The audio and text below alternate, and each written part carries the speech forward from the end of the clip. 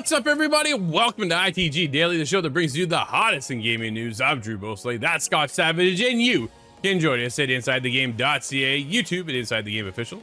Those podcast services, thanks to our friends over Fired Up Network, all 212 platforms, just like SoundCloud, you know, those things around the world. We're everywhere. And of course, don't forget about those beautiful TV streaming networks around the globe. Talking about Roku, Amazon Prime, Samsung Plus, Jinx Esports TV, ESTV, and the list continues and continues to grow. There's a lot more in the works yet. Dude, it's been a long weekend. I got some energy today. I want to talk about what you do in the weekend. I've played a lot of the small game, you know, kind of a miss, but Ratchet and Clank, Rift Apart. I'm kidding, it was actually incredible. That was awesome. You're playing over on PC. We reviewed it for PS5 at the initial release. We did get codes. Came in on, I believe, launch day for PC. Nice. Having a good time so far, though? Oh, excellent. Yeah, I don't want to give away too much because this is something we're going to make some content on. But I'm surprised it's taken me this long to actually get into a Ratchet and Clank game. I really needed a PlayStation earlier. I blame my parents. Yeah, okay. Well, we can do that. I'm blaming you. Dude, I got into a few things over the weekend. A game we got coming up this week for review. Can't talk about that one just yet. A game that we previewed that is dropping today. I Am Future. Steve and I have been playing that all last week for today. So that'll be dropping at noon. If you haven't seen that, go check that out. There's a lot to talk about that one. Comfy, cozy survival game, dude, is what we're calling this. It's a unique survival. It was pretty cool. And then, of course, I'm still plugging away at Hogwarts. Dude, I can't get enough of the Hogwarts Legacy. I'm just cleaning the house. I find one area and I just wipe it clean. Everything from the Merlin chest to this, that, and the other. Fighting off all the, you know, the big high profile targets and stuff like that. It's just non-stop. Dude, what a beautiful world. Here's the thing. I get a little frame rate issue now. I'm like, what is this about? Oh. Yeah, I was shocked to see that. It was just like, every now and then this kind of little bit of a stutter comes in. And I'm still popping those balloons. I still don't like the flying. That's been my biggest gripe with Hogwarts Legacy. You gotta get ready for Quidditch, though. Yeah, well, let's get ready for the show. Let's dive in. Scott, topic number one comes from the weekend, and it was a hot one. This is Mortal Kombat 1 roster. Ready, dude? Adds Reptile. Thank the heavens this is actually happening, dude. This is one of the characters I think everybody's been kind of hoping for. It's been teased over there for so long from NetherRealm and Ed Boon. This is kind of what we were expecting to hopefully see at EVO. This EVO was just this past weekend, which is, if you don't know what EVO is, it is the fighting game tournament spectacle of the weekend of tournaments when it comes to the fighting game genre. So very, very cool. Christopher Castlelaw over at GameRant fills us in. It says Reptile return was confirmed by the new Banished trailer for the Mortal Kombat 1 that was released at EVO 2023. Staying true to its title, the trailer introduces a trio of fighters to the in-game roster who have seemingly been banished by their respective communities. In addition, Reptile, who was shunned from his society due to the ability to take on a human form, the trailer puts a spotlight on Mortal Kombat Deception's reformed NetherRealm demon Ashra and the Chaos Realm Collector Havoc. Dude, I never played Deception, so when we get into Havoc and Ashra, I was like, are these new characters? I'm like, cool, we're getting some new... No, and then I realized they're not. They're actually from Deception. So it's nice that they're starting to pull in from others. We're almost kind of getting the Mortal Kombat Ultimate, but not... That's what I was thinking too. Right? You know, like they're pulling a little bit from here, and they're pulling a little bit from that game, and they're starting to mix them all together. We're not getting the Smash Brothers Ultimate when it comes to Mortal Kombat. We're not getting the full roster of every character we've ever seen. I still have hopes for that one day, but we will see. But getting back to this, the surprise addition of the trio of fearsome fighters to Mortal Kombat 1's launch roster is sure to come as a welcome surprise to longtime fans of the franchise. The trailer also shown that Ashra won't be the only NetherRealm demon making the appearance in Mortal Kombat 1. The shape-shifting assassin Serena appearing as a cameo fighter alongside Havoc to land. So she's that demon thing that kind of comes up. She comes as a cameo, so she comes out of like over his shoulder from the right hand side, I believe, in the trailer, and just kind of helps annihilate as she often does here. So this is dude, cameo fighters. I like the this new addition to cameo fighters is really going to change up the game a little bit. It's not that tag team that we've had in the past with other fighting games and even Mortal Kombat to that extent, but we're getting into these other, you pull them in for a quick brief little hit. It's more like a kind of like a hit and run, Scott. They just jump in, do a little damage, and then take off. But much like the other Mortal Kombat 1 characters that have been revealed so far, each of these new combatants, should have been spelled with a K there, they missed that opportunity, Scott, looks to have a drastically altered backstory in the reshaping world that created by fire god Liu Kang. This is particularly evident when the case of Reptile, with the traditionally villainous fighter seemingly working alongside the forces of good in the new trailer. Even as Mortal Kombat 1's September 19th release date creeps ever closer, developer NetherRealm Studios continues to excite fans with new characters revealed each and every, what almost feels like weekly basis now, Scott.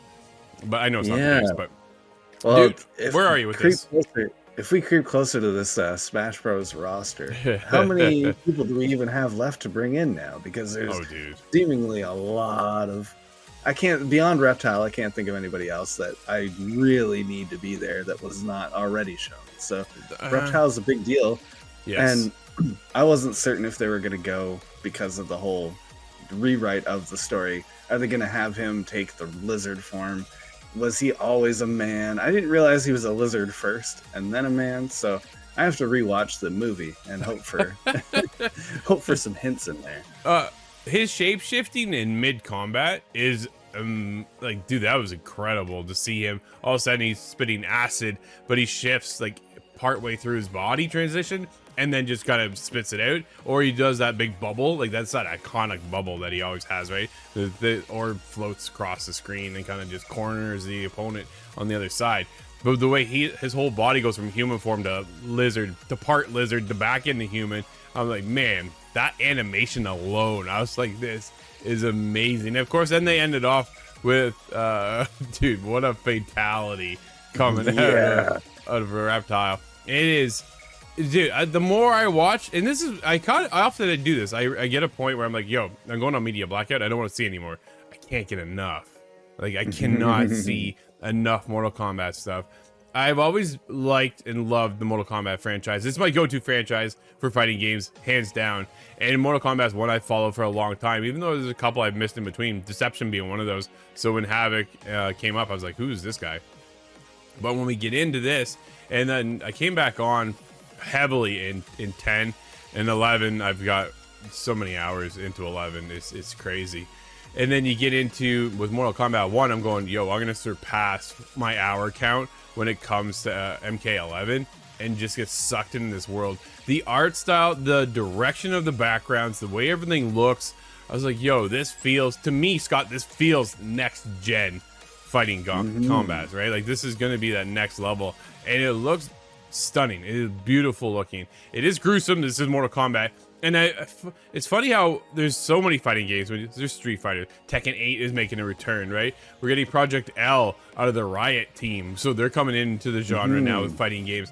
But nobody has taken the path of Mortal Kombat, right? We don't get another fatality situation.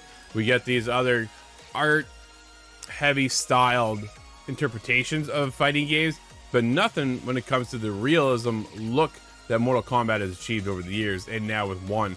And I think just Mortal Kombat puts it at another level. And granted, not everybody's Mortal Kombat fans. A lot of people are heavy Street Fighter fans, and that's granted, that's fair.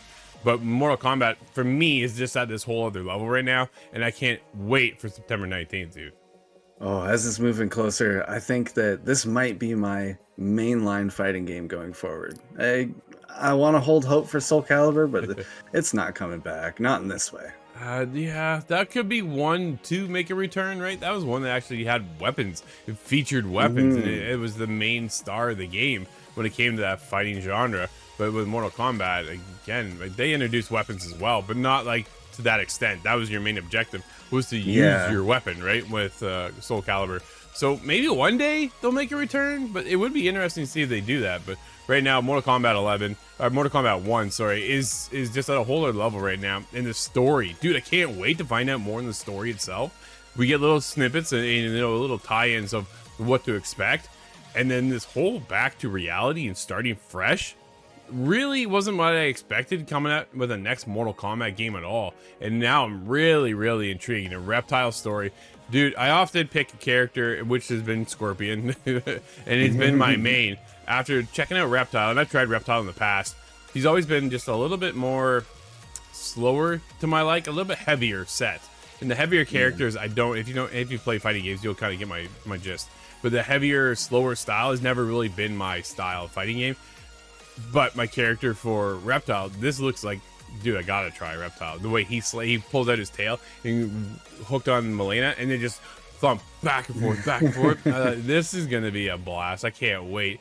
My 2-year-old is gonna have to go to bed. There's no watching this, so he'll be going to bed all afternoon as I'm playing this. Dude, I'm so excited. Scott, topic number 2 is interesting. Coming out of PlayStation, its PS5's cloud stream beta is live, and it supports up to 4K. Jordan Midler over at VGC. The beta, which seemingly rolled out random to PSN users, allowed players to stream some of their new games from the cloud to the PS5. The service will be included as part of the PlayStation Plus Premium when it rolls out in full. The list of supported titles were reportedly included PS5 games from the PlayStation 5 Plus game catalog and game trials, plus support digital PS5 titles that players own. According to users who've been selected for the beta, I was not, Scott, I'm hurt. The services offers 720, 1080, 1440, and 4K. This is notable as Xbox Cloud Streaming, the most direct console comparison, doesn't offer a 4K option currently.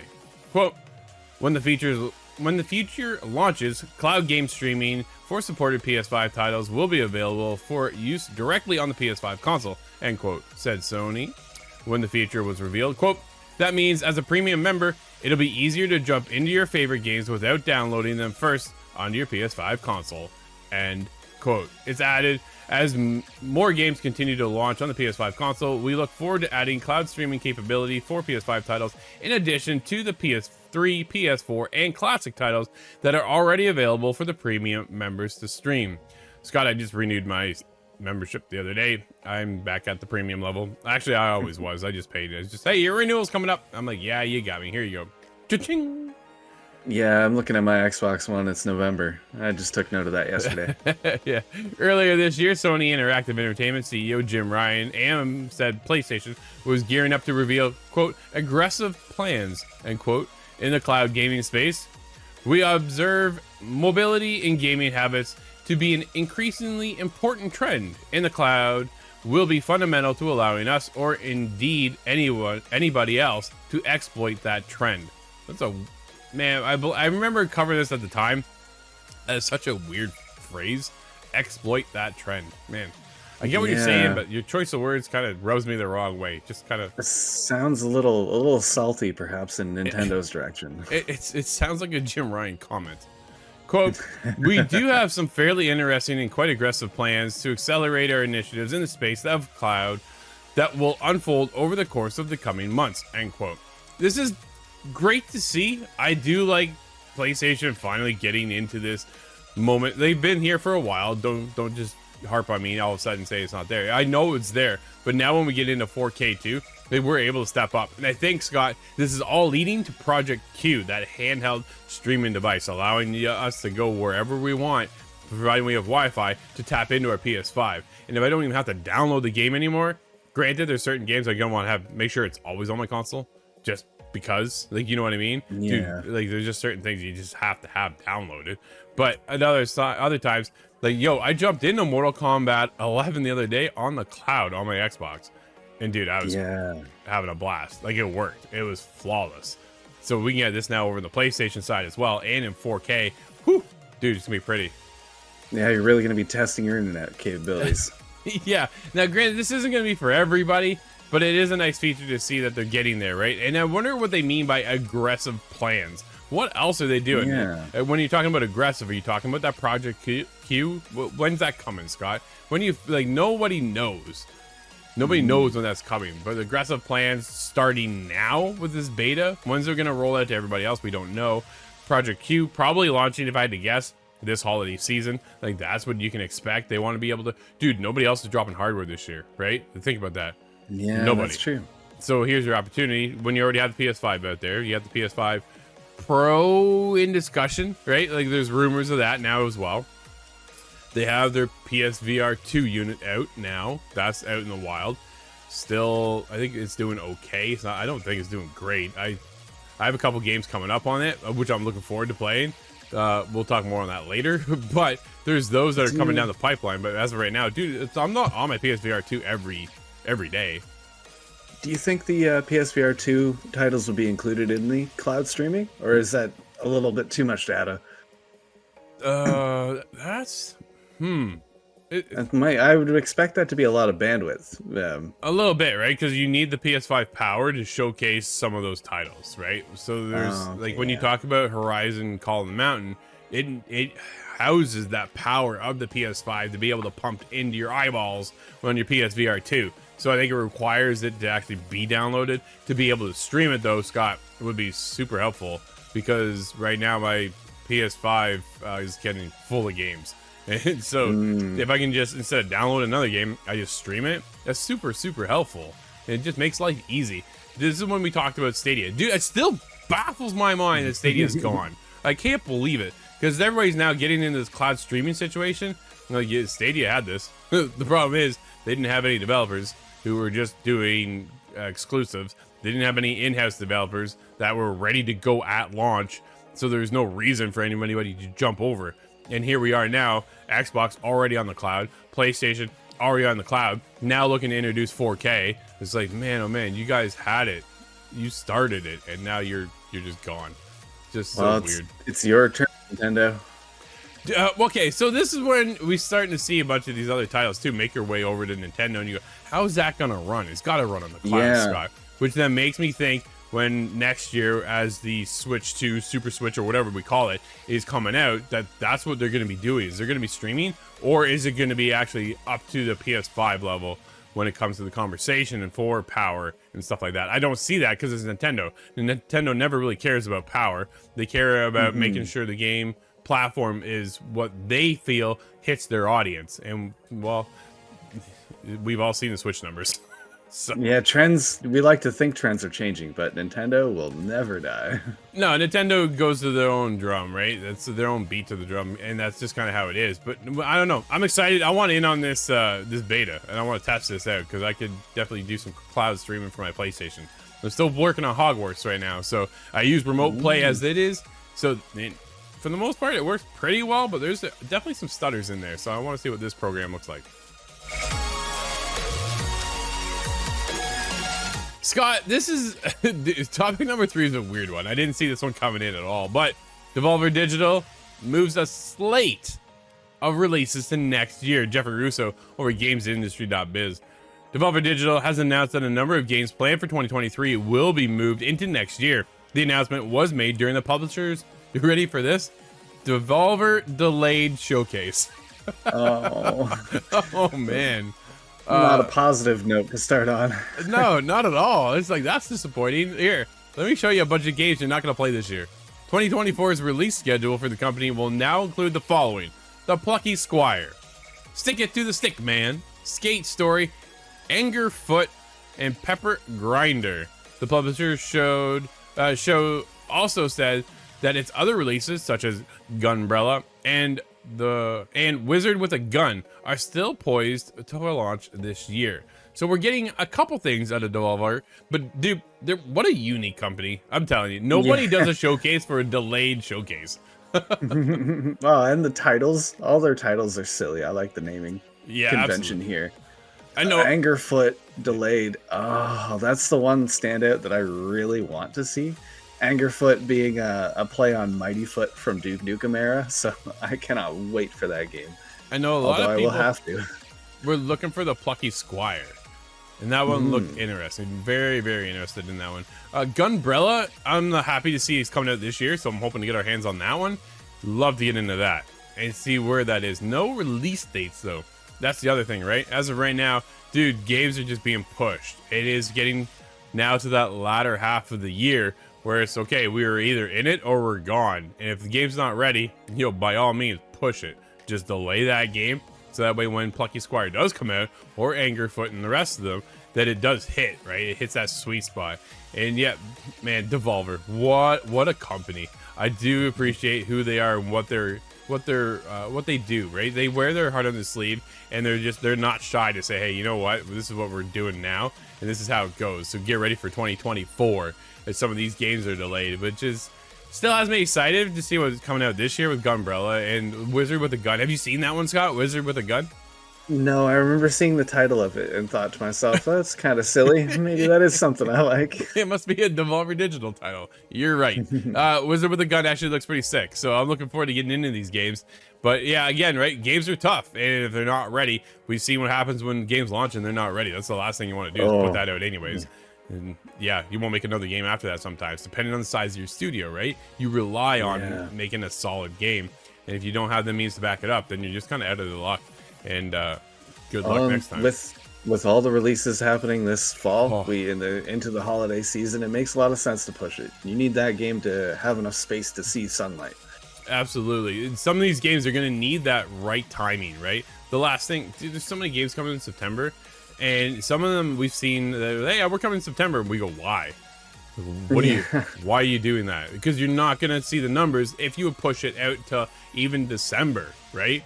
I know December starts to get a little tight, but we're getting in the holiday season still, that everybody's still looking to play something. There are a couple games coming in December, but we take a look at it. It's what, Avatar?